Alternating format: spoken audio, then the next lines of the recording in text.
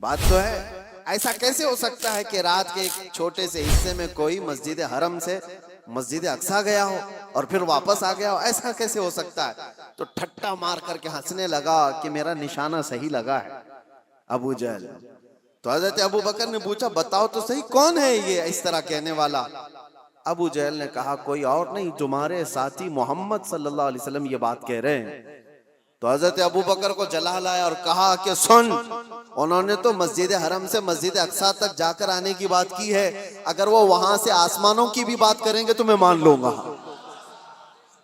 ابھی انہوں نے معراج کا واقعہ سنا نہیں تھا، پہلے ہی کہا کہ وہ تو مسجد حرم سے مسجد اقصیٰ تک کے سفر کی بات کر رہے ہیں کہ وہ رات میں جا کر واپس آ گئے. ابو جہل سن، اس سے بھی زیادہ اگر وہ آسمانوں کے سفر کی بھی بات کریں گے تب بھی میں تصدیق کرتا ہوں. اگر انہوں نے کہا ہے تو وہ جھوٹ نہیں ہو سکتا. یہ ہے تصدیق، یہ ہے تصدیق.